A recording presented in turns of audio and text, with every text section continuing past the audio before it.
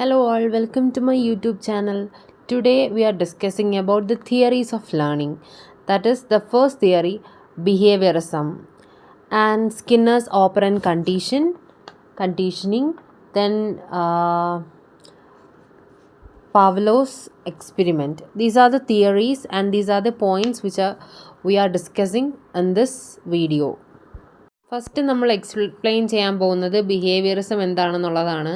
Behaviourism എന്ന് പറയുന്ന ഈ ഒരു കോൺസെപ്റ്റ് പ്രപ്പോസ് ചെയ്തിട്ടുള്ളത് പാവ്ലോ, വാട്സൺ, അതുപോലെ തന്നെ തോണ്ടിക് എന്ന് പറയുന്ന വ്യക്തികളാണ്. നമുക്ക് ഇതിൽ പഠിക്കുമ്പോൾ കൂടുതലായിട്ടും പഠിക്കാനുള്ളത് പൗലോയുടെ എക്സ്പെരിമെൻറ്റിനെ പറ്റിയിട്ടും അദ്ദേഹം ബിഹേവിയറിസത്തിനെ പറ്റി പറഞ്ഞിട്ടുള്ള കാര്യങ്ങളുമാണ് നമുക്ക് പഠിക്കാനായിട്ടുള്ളത്. ആൻഡ് പൗലോ വിശ്വസിക്കുന്നത് നമ്മുടെ ലേണിംഗ് പ്രോസസ്സ് എന്ന് പറയുന്നത് രണ്ട് കാര്യങ്ങളുടെ ഒരു കോമ്പിനേഷൻ അല്ലെങ്കിൽ അസോസിയേഷൻ്റെ ഭാഗമായിട്ടാണ് നടക്കുന്നതെന്നാണ്. അതായത് ഒരു സ്റ്റിമുലസിൻ്റെയും ഒരു റിഫ്ലെക്സീവ് റെസ്പോൺസിൻ്റെയും ഭാഗമായിട്ടാണ് ഹ്യൂമൻസിൽ ടോട്ടലി ലേണിംഗ് പ്രോസസ്സ് നടക്കുന്നത്. അങ്ങനെയാണെന്നാണ് പൗലോ വിശ്വസിക്കുന്നത്. പിന്നെ ബിഹേവിയറിസ്റ്റിക് അപ്രോച്ച് എന്ന് പറയുമ്പോഴത്തേക്കും അതിന് കുറച്ച് തിയറീസ് ഉണ്ട്. ആൻഡ് അതെന്ന് പറയുന്നത് അല്ലെങ്കിൽ ബിഹേവിയറിസ്റ്റ് വിശ്വസിക്കുന്നതെന്ന് വെച്ചാൽ ബിഹേവിയറിൻ്റെ തന്നെ ഒബ്ജക്റ്റീവ് സ്റ്റഡിയിലാണ് അവർ വിശ്വസിക്കുന്നത്. അതുമാത്രമല്ല അവരുടെ ചീഫ് എംഫസിസ് എന്ന് പറയുന്നത് എൻവയോൺമെൻറ്റിലായിരിക്കും. പിന്നെ ഇത്തരത്തിലുള്ള ലേണിംഗ് മെത്തേഡുകളെ അവർ കണ്ടീഷനിങ് എന്നാണ് പറഞ്ഞിരുന്നത്. ഓക്കെ, അതിനുശേഷം പറയുന്നത് പൗലോയുടെ ആ ഒരു എക്സ്പെരിമെൻ്റ് ആണ്. പൗലോയുടെ ആ ഒരു എക്സ്പെരിമെൻറ്റിൻ്റെ പേരിനെ പറയുന്നത് ക്ലാസിക്കൽ കണ്ടീഷനിങ് എന്നാണ് കേട്ടോ. പൗലോ ഈ ഒരു എക്സ്പെരിമെൻറ്റ് നടത്തുന്നത് ഒരു ഡോഗിനെ വെച്ചിട്ടാണ്. ആ ഒരു ഡോഗിൻ്റെ സലൈവേഷൻ അല്ലെങ്കിൽ അതിലൂടെയാണ് സലൈവേറ്റിംഗ് ഡോഗാണ് ആ ഒരു എക്സ്പെരിമെൻ്റ് എന്ന് പറയുന്നത്. ഇദ്ദേഹം ഒരു സീരീസ് ഓഫ് എക്സ്പെരിമെൻ്റ് കണ്ടക്ട് ചെയ്തു. അതായത് ഇദ്ദേഹം ഒരു ഡോഗിനെ ട്രെയിൻ ചെയ്തു. ആദ്യം ഡോഗിന് വെറുതെ ഫുഡ് കൊടുക്കുന്നു. ഫുഡ് കാണുന്ന സമയത്ത് ഡോഗിന് എന്താണ് സലൈവേഷൻ വരുന്നു. Here the salivation is known as the reflex ഉണ്ടാവുന്നു. പിന്നീട് ആ ഡോഗിന് ഫുഡ് കൊടുക്കുന്നതോടൊപ്പം അതിന് മുമ്പായിട്ട് എന്ത് ചെയ്യുന്നുണ്ട്, ബെല്ല് റിങ് ചെയ്യുന്നുണ്ട്, ഒരു സൗണ്ട് ഓഫ് ദി ബെല്ല് കേൾപ്പിക്കുന്നുണ്ട്. അപ്പോൾ ഇത് രണ്ട് കാര്യങ്ങൾ കാണുമ്പോഴും ഇതിനെന്താണ് സലൈവേഷൻ വരുന്നു.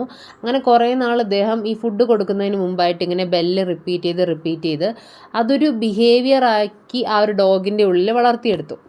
ആൻഡ് ലേറ്റർ ഒരു ദിവസം ഇദ്ദേഹം എന്ത് ചെയ്യുന്നില്ല, ഫുഡ് കൊടുക്കുന്നതിന് മുമ്പായിട്ട് ബെല്ലടിച്ചു, പക്ഷേ ഫുഡ് എന്താണ് കൊടുത്തില്ല. പക്ഷെ ആ ബെല്ലടിച്ചപ്പോൾ മുതലേ ഈ ഒരു ഡോഗിൻ്റെ നാക്കിൽ നിന്ന് ഇങ്ങനെ സലൈവ പുറത്തേക്ക് വന്നുകൊണ്ടേയിരുന്നു. അപ്പോൾ ഇദ്ദേഹം ഇവിടെ അഗെയിൻ പറയുന്നു എന്താണ് ലേണിംഗ് പ്രോസസ്സ് എന്ന് പറയുന്നത് is than association between stimulus and reflexive responses. And എന്താണ് ഇത് തന്നെയാണ് ഈ പൗലോയുടെ എക്സ്പെരിമെൻ്റ് എന്ന് പറയുന്നത്. ഓക്കെ, അദ്ദേഹം എന്താണ് he used the salivation response to the smell of the food. Okay, ഇതാണ് പൗലോയുടെ എക്സ്പെരിമെൻ്റ് എന്ന് പറയുന്നത്. And next Skinner's operant conditioning.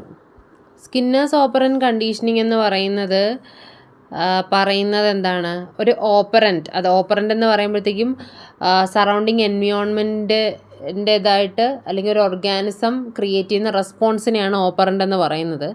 അത് ഫോളോ ചെയ്യുന്നത് ഒരു റീഇൻഫോഴ്സിങ് സ്റ്റിമുലസിന് ശേഷമാണെങ്കിൽ ആ ഒരു കണ്ടീഷനിങ് എന്താണ് സ്ട്രെങ്തൻഡ് ആണെന്ന് പറയുന്നു. അദ്ദേഹം ഈ ഒരു തിയറി ഓപ്പറൻ്റ് കണ്ടീഷനിങ് തിയറി കാണിക്കുന്ന ഒരു സിമ്പിൾ എക്സ്പെരിമെൻറ്റിലൂടെയാണ്. ഒരു ഹംഗ്രി റാറ്റിനെ ഒരു ബോക്സിനകത്ത് ഇട്ടുകൊണ്ടായിരുന്നു അദ്ദേഹത്തിൻ്റെ എക്സ്പെരിമെൻ്റ് എന്ന് പറയുന്നത്. ആ ഒരു റാറ്റ് ഒരുപാട് വിശന്ന് ആ ഒരു പെട്ടിക്കകത്ത് കിടന്ന് അങ്ങോട്ടും ഇങ്ങോട്ടും ഓടുന്ന സമയത്ത് അതെന്ത് ചെയ്യുന്നു, ആക്സിഡൻ്റലി അതിൻ്റെ സൈഡിലുണ്ടായിരുന്ന ഒരു ലിവറിൽ ടച്ച് ചെയ്യുന്നു. അതായത് ആ ഒരു ബോക്സിനകത്തുണ്ടായിരുന്ന ആ ലിവറിൽ ടച്ച് ചെയ്തപ്പോഴത്തേക്കും ഫുഡ് എന്ത് ചെയ്യാണ് കിട്ടുന്നുണ്ട് ആ ഒരു റാറ്റിന്. അപ്പോൾ ഈ റാറ്റിന് മനസ്സിലായി തുടങ്ങി, ഒരുപാട് തവണ അത് വന്നാൽ ലിവറിൽ ടച്ച് ചെയ്യുന്നു, ഫുഡ് വന്ന് വീഴുന്നു. അപ്പോൾ after several repetition the rat learns that the fact he can get the food by pressing the lever. ആ ലിവറിൽ പ്രസ് ചെയ്ത് കഴിഞ്ഞാൽ ഫുഡ് കിട്ടുമെന്നുള്ളൊരു ഇത് അതിന് മനസ്സിലാവുന്നു.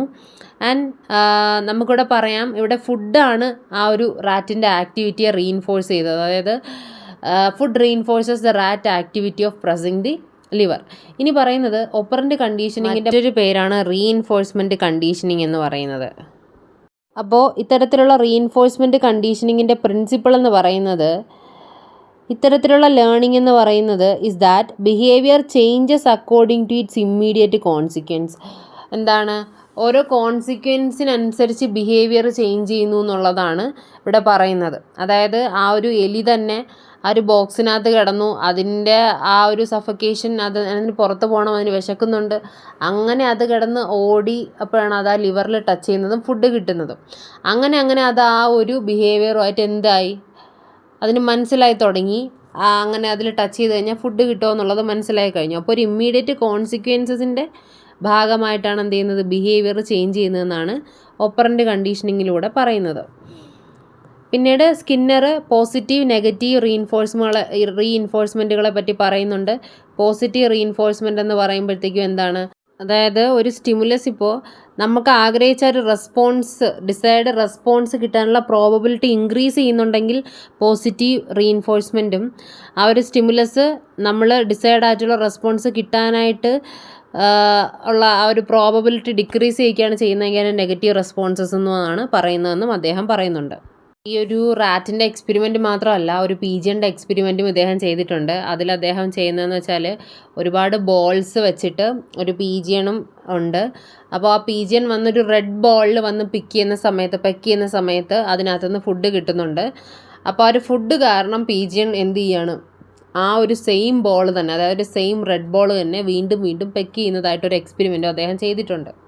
അപ്പോൾ ഇവിടെ എല്ലാം സൂചിപ്പിക്കുന്നത് ആ ഒരു റീഇൻഫോഴ്സ്മെൻറ്റ് കണ്ടീഷനിങ്ങിനെ പറ്റി തന്നെയാണ്. പിന്നെ പറയുന്നത് ഈ ഒരു ബിഹേവിയറിസ്റ്റ് അപ്രോച്ചിന് ഒരുപാട് ലിമിറ്റേഷൻസ് ഉണ്ട്. അതായത് ഈ ഒരു അപ്രോച്ച് കൺസിഡർ ചെയ്യുന്നത് ഹ്യൂമൻ ബീങ്സിനെ മെഷീൻസ് ആയിട്ടാണ് കൺസിഡർ ചെയ്യുന്നത്.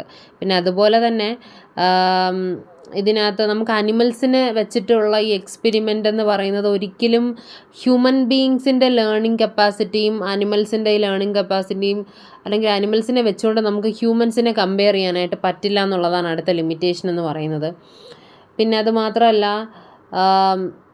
മൈൻഡിൻ്റെ ഡെപ്തിനെ പറ്റിയൊന്നും ഒപ്പറൻ്റ് തിയറി എന്ത് ചെയ്യുന്നില്ല, തിയറി ഓഫ് ലേണിംഗ് പറയുന്നില്ല. സോ അത് നമുക്കൊരു ഒരു ആർട്ടിഫിഷ്യൽ ഇൻ നേച്ചറായിട്ട് നമുക്ക് തോന്നുന്നുണ്ട്. പിന്നെ പറയുന്നത് ഈ ഒരു തിയറി അല്ലെങ്കിൽ ഒരു അപ്രോച്ചിനകത്ത് ജനറ്റിക് ഇൻഹെറിറ്റൻസിനെ പറ്റിയൊന്നും പറയുന്നില്ല. പിന്നെ സ്ട്രക്ചറൽ ഹെറിഡിറ്ററി ഫാക്ടേഴ്സിന് ഇമ്പോർട്ടൻസ് കൊടുക്കുന്നില്ല, അല്ലെങ്കിൽ അത്തരത്തിലുള്ള കാര്യങ്ങളെ ഇഗ്നോർ ചെയ്യപ്പെടുകയാണ് ചെയ്യുന്നത്. ഓക്കെ, പിന്നീട് പറയുന്നത് ഈ അപ്രോച്ചുകളെല്ലാം is on the basis of the learners overt behaviour എന്ന് പറയുമ്പോൾ നമ്മുടെ മെയിനായിട്ട് നമ്മൾ ഡിസ്പ്ലേ ചെയ്യുന്ന അതിനെയാണ് നമ്മൾ ഓവേർട്ട് ബിഹേവിയർ എന്ന് പറയുന്നത്. അതായത് ഡയറക്റ്റ്ലി ഒബ്സർവബിൾ ആയിട്ടുള്ള ബിഹേവിയറിനെയാണ് നമ്മൾ ഓവേർട്ട് ബിഹേവിയർ എന്ന് പറയുന്നത്. അതായത് ഈ അപ്രോച്ച് എല്ലാം കാണിക്കുന്നത് ഇമോഷൻസ്, തോട്ട്, ആക്ഷൻസിനെയൊക്കെ കാണിക്കുന്നുണ്ട്. പക്ഷേ ഇതെല്ലാം ഡയറക്റ്റ്ലി ഒബ്സർവബിൾ ആയിട്ടുള്ള കാര്യങ്ങളെയാണ് എന്ത് ചെയ്യുന്നത്, ഈ ഒരു അപ്രോച്ച് എക്സ്പ്ലെയിൻ ചെയ്യുന്നത്. ഇന്നറായിട്ട് നടക്കുന്ന കാര്യങ്ങൾ, ഇന്നർ മൈൻഡിൽ എന്താണെന്നുള്ളത് പറയുന്നില്ല എന്നുള്ളതാണ്. തിയറീസ് ഓഫ് ലേണിങ്ങിൽ തന്നെ ഇമ്പോർട്ടൻ്റ് ആയിട്ട് വരുന്ന ഫസ്റ്റ് തിയറിയാണ് ഈ ഒരു വീഡിയോയിൽ നമ്മൾ പറഞ്ഞത്. ആൻഡ് എനിക്ക് തോന്നുന്നു നിങ്ങൾക്ക് ഇത് യൂസ്ഫുൾ ആവുമെന്നാണ് എൻ്റെ വിശ്വാസം. അങ്ങനെ യൂസ്ഫുൾ ആയി കഴിഞ്ഞാൽ തീർച്ചയായിട്ടും ലൈക്ക് ചെയ്യാനും ഷെയർ ചെയ്യാനും സബ്സ്ക്രൈബ് ചെയ്യാനും മറക്കരുത്. Okay, thank you.